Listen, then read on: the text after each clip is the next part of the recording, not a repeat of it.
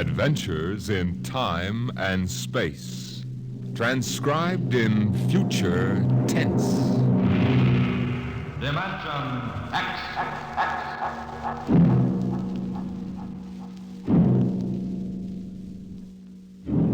The National Broadcasting Company, in cooperation with Street and Smith, publishers of astounding science fiction, bring you Dimension X.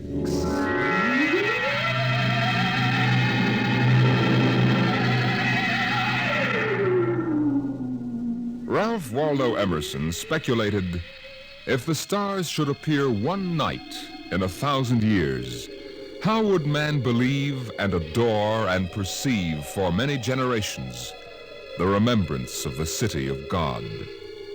Now, this was philosophically interesting. But on the edge of the galaxy, there is a planet which swings on its orbit in a cluster of 6 suns. These suns hang in the sky above. Never less than 2 shine down through the entire 23.8 hours of the planet's day. The yellow light has burned down on the planet continuously into the past, till the mind of man runneth not to the contrary.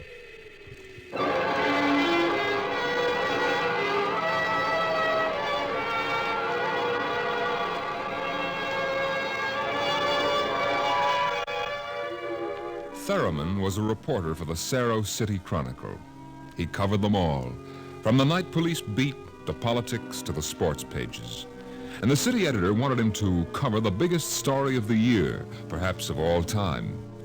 It was an interview, a particularly difficult interview. But then, since his first days as a cub, Theremin had specialized in difficult interviews. He didn't expect violence, though, from an astronomer. You're from that newspaper? Well, you've got a lot of gall coming here. Now, wait a minute, Dr. Aton. It's only a job. I've read your paper. You've been riding this observatory for 2 months now. You've attacked me personally. I have nothing to say to you. All right, look, this is your chance to get your side in the paper. I'll give it to you straight. 2 months ago, the observatory issued a press statement that the world was coming to an end. Now, that's the same story that the cult of Revelations has been preaching. And when a scientist backs that up, it's news. Our conclusions have nothing to do with the cult. The cult of Revelations is full of superstition and mysticism. We are scientists. Yeah. And you got the people pretty angry. That does not matter. You know, if I can't get the story from you, I'll have to go somewhere else. Go ahead. All right. You know, Dr. Aton, the paper can be pretty rough on someone who doesn't cooperate. Young man, if you're not out of the observatory within 5 minutes, I shall call the police. Now get out.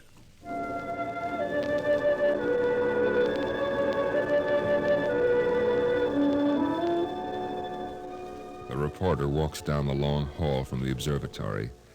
The light filters through the high windows, the yellow light of Gamma, the brightest of the 6 suns in the planet's sky. Beta is almost at zenith. Its red light floods the landscape to an unusual orange. The planet's sun, Alpha, is at the antipodes. And now as Gamma sinks below the horizon, the red dwarf sun, Beta, is alone, grimly alone. It's a short drive from the observatory to Cerro City, and the red light glares from the highway. The temple of the cult stands, hewn from the solid rock of the Dormite Mountains, outside the city. And in the inner courtyard stands Sor, the priest of the cult. Woe to the unbelievers! Their souls will rot with the absence of light. Sor, wait! Your Reverence, please. Please. Tell me, Your Reverence, what will happen? What are you waiting for here? The day of the coming, is written in our doctrine of Revelations. It came to pass that the sun, Beta, was alone in the sky. The world was shrunken and cold. Men did assemble in the public squares and highways. Their minds were troubled and their speech confused, for the souls of men awaited the coming of the stars. The lip of the cave of darkness past the edge of Beta. and loud were the cries of men. There was no light on the surface of the world. In this blackness there appeared the stars in countless numbers. And in that moment the souls of men departed from them. Their abandoned bodies became even as beasts. And the stars then reached down the heavens' flame, and where it touched, the cities of the world flamed to destruction. So that of man and all the works of man naught remained. So it is written.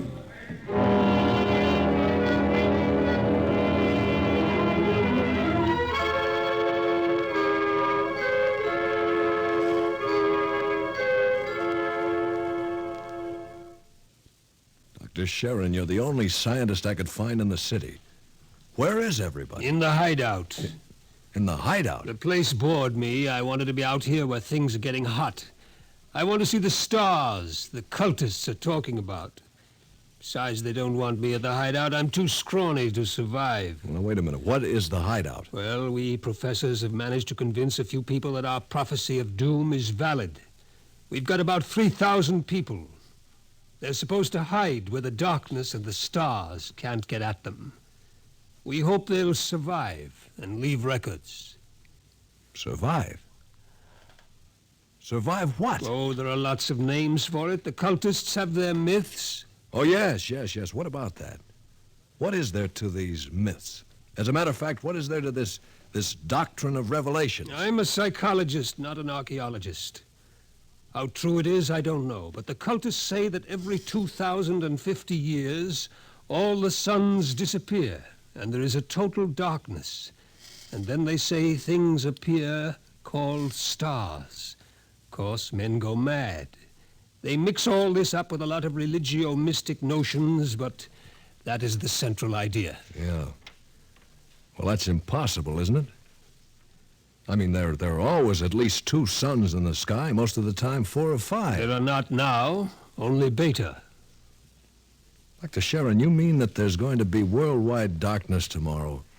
That all mankind will go violently insane? What's behind that? Well, for one thing, this is history of civilization of the world. We've located a series of cycles of civilizations comparable to our own, all of which, without exception, were destroyed by fire at the very height of their culture. All right. But is there any scientific theory behind this and that would explain it? The University Observatory finished their calculations 2 months ago. Tomorrow there will be an eclipse of Beta so that the planet will become dark. That eclipse comes every 2,049 years. Darkness comes. Maybe those mysterious stars that no man has ever seen. And then, madness and the end of civilization. I see. And the scientists expect to live through this at the hideout, huh? They plan to photograph the eclipse and leave the records, and then the rest of mankind will know what to expect. Mm-hmm. Dr. Sharon, what is there in darkness to drive men mad? Have you ever experienced darkness, young man? No, but I know what it is. It's just, well, no light. Draw the curtain. Well, what for? If we had 4 or 5 suns out there, we might want to cut the light down for comfort, but with only Beta... That is the point. Just draw the curtain and then come here and sit down. All right. What? Dr. Sharon, I can't see you. Feel your way. Yeah, but I can't see anything. Do you like it? Well, no, it's awful. The walls. They seem to be closing in on me. I want to keep pushing them away. All right. Draw the curtain back again. The light.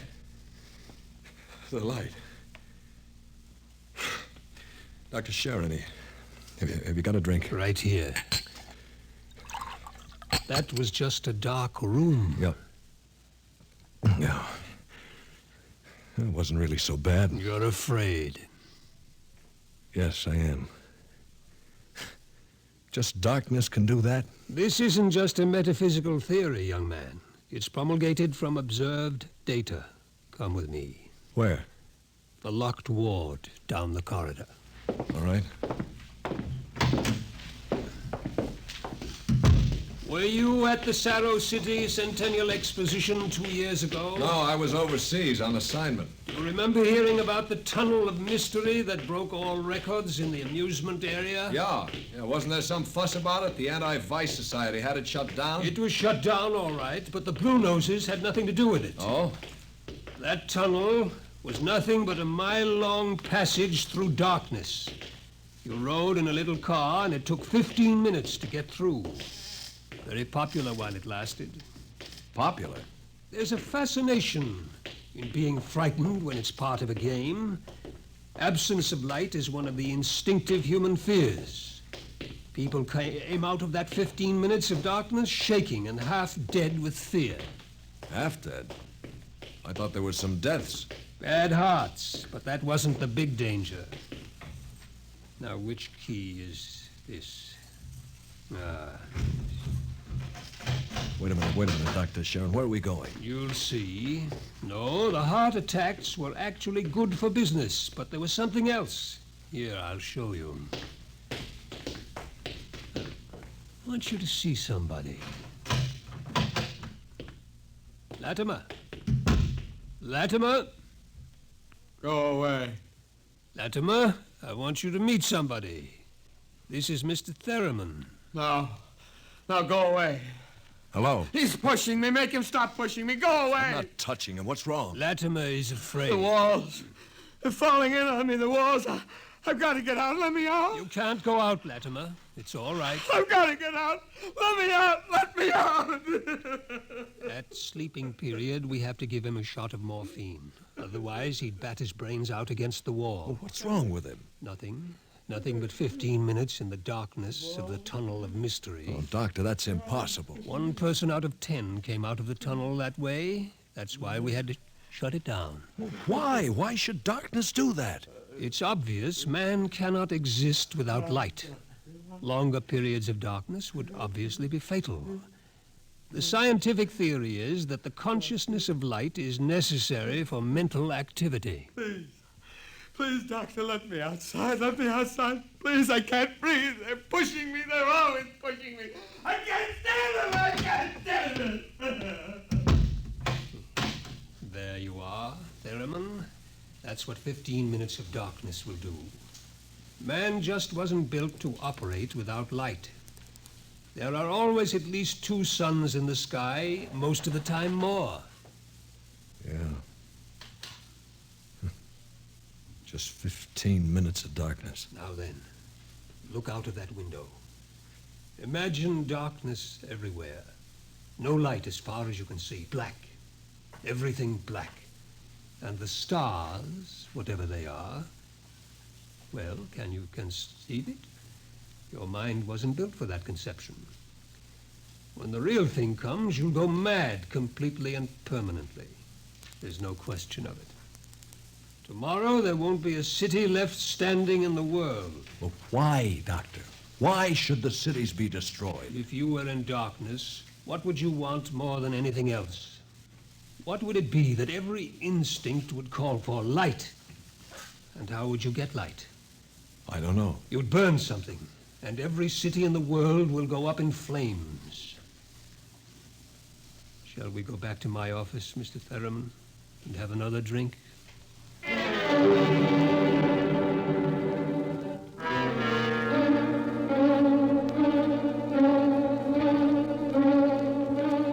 Through the skies, the red sun Beta shines alone. The wind howls across the city. It's cold, colder than man can remember. And as the hour approaches, the reporter goes out and speaks to the man in the street. Excuse me, sir. Excuse me, but I'm from the Chronicle. I'd like to talk to you. Ah, a reporter, huh? That's right. My name is Pellet. 2 L's. Remember the 2 L's. All right. Mr. Pella, what's your occupation? Power technician at the North Division plant. Uh-huh. You're making some kind of a survey, huh? Yeah, in a way. Where are you going now? Home for supper. Well, how about, well, what I mean is, what are you going to do tonight? You mean about this star stuff? Yeah. Well, I'll tell you, mister. It don't stand to reason that the end of the world is gonna come boom like that. It just don't stand to reason. In other words, you don't believe it? I didn't say that, but it just don't stand to reason. Uh-huh. Have you read what the scientists say? I don't read stuff like that. Only the headlines. Yeah. How about the cult? Well, now, like I always say, I've got nothing against religion. You don't believe them either? Well, they've always been shouting about doom and sin. Listen, bud, when you've been around as long as I have, you get to know the score. It's all right to preach that Judgment Day is coming and all, but just the same, I'm putting money in the bank. Uh-huh. Well, tell me, how about darkness? About what? How would you feel if there was no light? You crazy? How could there be no light? Well, now, suppose all the suns went down at once. Suppose everything was black. Well, it's crazy. What's the use of supposing something like that? It couldn't happen. It's crazy. Yeah. Well, that's all. Thank you. Sure. Look, mister, remember, pilot with 2 L's?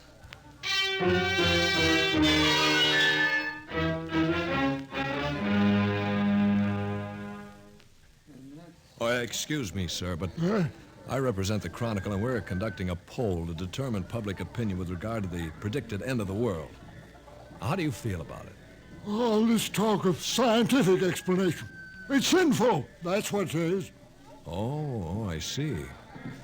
Well, then you're a member of the cult, sir. I sure am. Been a member since I was a boy. My daddy was a member, too. I've seen the books. It's all writ down in the books. Well, don't you believe the scientist's explanation? Don't need it. Going to save my immortal soul. Going to stay on the mountaintop in a white robe while the stars carry me away to glory. Blessed be the stars. Amen. Well, tell me, what are the stars? The glory, the breath of the heaven, the spirit of the ultimate. That's what they are. Uh-huh. Well, sir, the observatory has announced that it intends to take pictures of these stars. Blasphemy. I sold my house, gave all my money to the poor. Won't need it anymore. Going to heaven with stars. Glory, glory, going with the stars.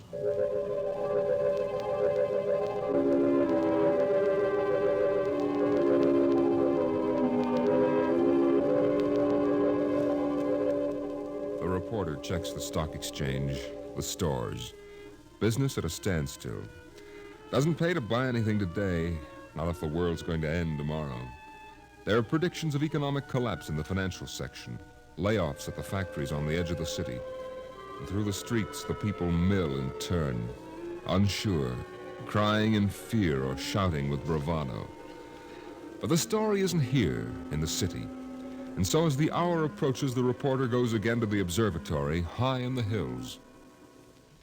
Now, look, Dr. Raton, if you are right, if the world is going to be destroyed, what's the difference if I stay here and observe and take notes? Well, nothing, I suppose, but you'll be in the way. We have work to do. All right, if I stay out of the way. I can't be bothered with you. Now, you'll have to leave, Mr. Theremin. Hello.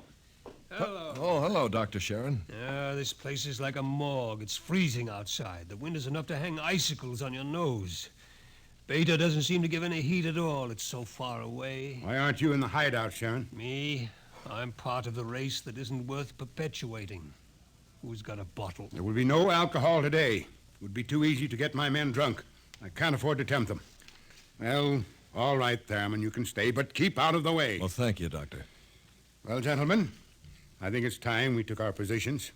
The observatory dome is up these stairs. Yes, sir. After you, Doctor. What's Up that? the dome, quick! What is it? The plates, the photographic plates, they're all smashed. There he is, a cultist. He's going for the telescope. After him! I've got him! It must be destroyed. It must be. It's all right. It's all right. He didn't harm anything. Let him up. Well, that's the high priest, Dr. Raton. Soar is his name. I was talking to him yesterday. What do you want, Soar?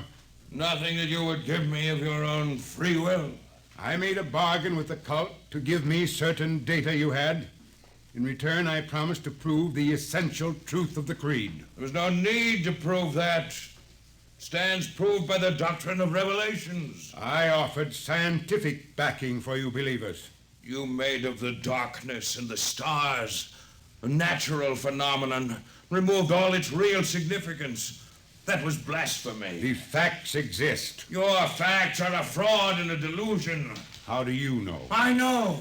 I suppose you think in trying to warn the world against the menace of madness, we are placing souls in jeopardy.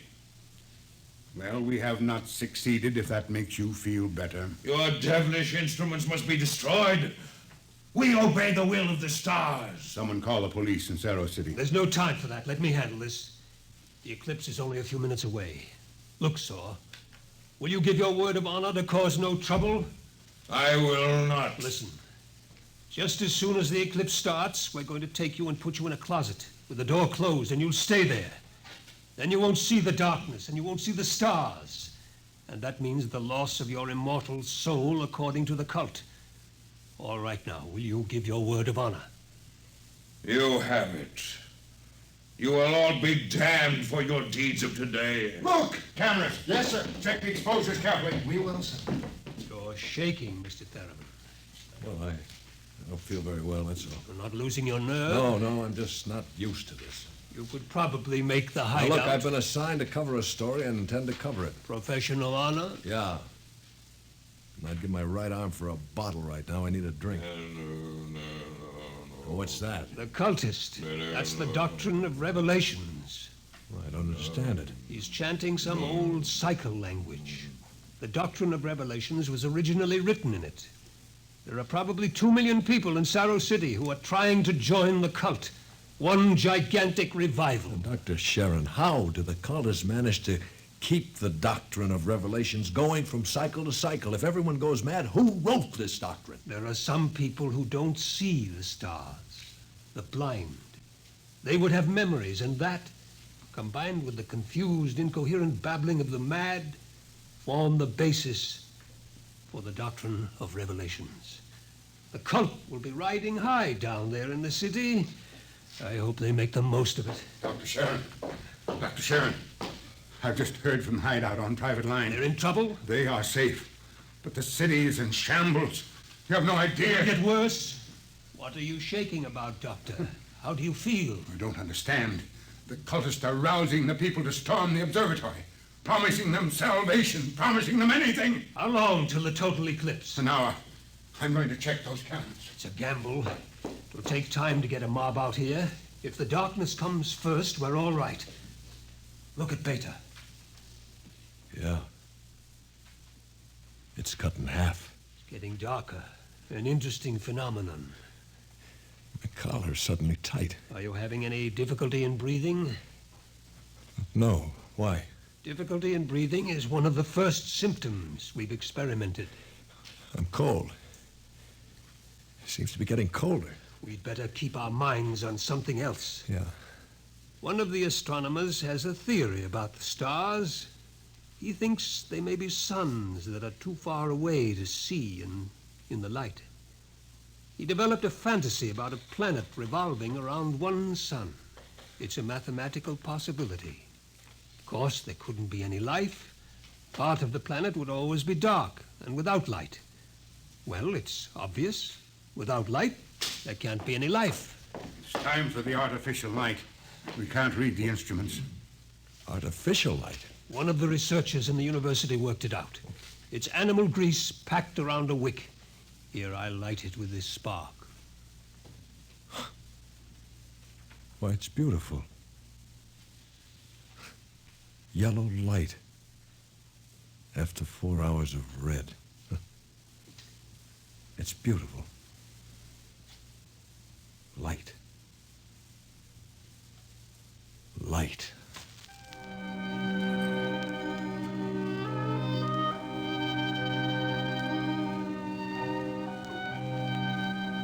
The dome is quiet. The priest in his yellow robe sways slowly as his lips move in the ancient tongue. Over and over he whispers the invocation to the stars. The technicians hunch over the instruments, and the sky gradually turns a horrible deep purple red. The air grows denser.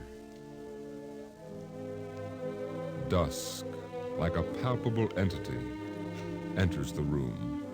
The dancing circle of yellow light about the torches etches itself into ever sharper distinction against the ever-gathering grayness beyond. Outside, Beta is a mere smoldering splendor, taking a last look at the world. The western horizon in the direction of the city is lost in darkness, and along the highway to the observatory surges a menacing, shadowy mass. The mob from the city. They're coming. How long till total eclipse? 15 minutes. But that mob will be here in 5. We'll hold them off. Come on, Thurman, downstairs. No, wait a minute. There's no light down there. We have to block the door. Come on. I can't breathe. I can't go down there. Take a torch. We'll take light with us. Come on.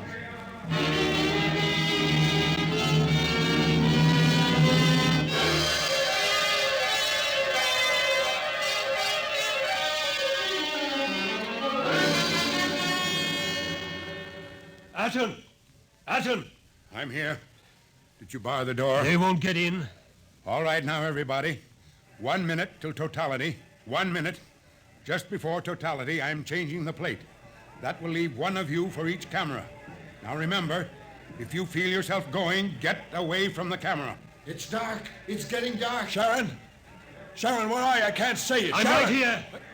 30 seconds. Look out, the priest. I can't see him. And the wicked shall perish, and the souls of the true believers shall be transported in glory to the stars. You can see him against the torch. Don't let him get to the telescope. From the stars there reached down a heavenly flame, and where it touched, the cities of the world flamed to utter destruction. Grab him! I'll take care of him. The world must be destroyed by the stars. I got it! 5 seconds to totality. 4, 3, 2, 1. The sky is black, and through it shine the stars. 30,000 minute suns shine down in soul-searing splendor. It's more frightening in its awful indifference than the bitter wind that shivers across the horrible, cold, bleak world. The stars. The stars! The stars! The walls! The walls are coming in on me! They're coming in! Light! Light! Darkness, forever and ever and ever, and the walls are breaking in. We did not know! We did not know! We did not know!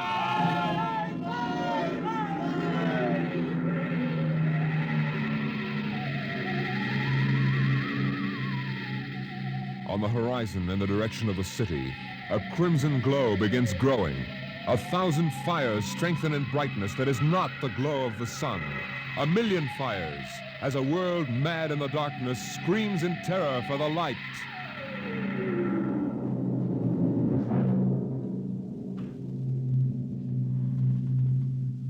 The night has come again.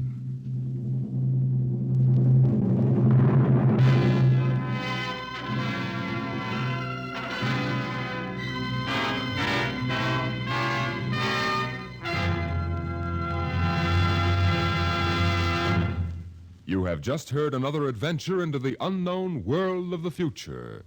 The world of... Dimension X.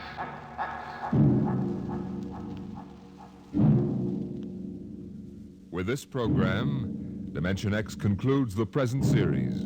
We hope to return to the air in the near future. Watch your local newspaper and listen to your local station for the resumption of the series.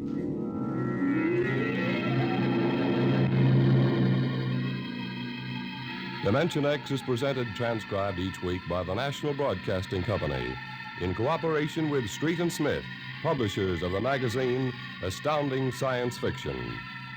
Today, Dimension X has presented Nightfall, written for radio by Ernest Kinoy from the story by Isaac Asimov. Featured in the cast were Lyle Sudrow as the reporter, Cameron Prudhomme as the astronomer, and John McGovern as the psychologist.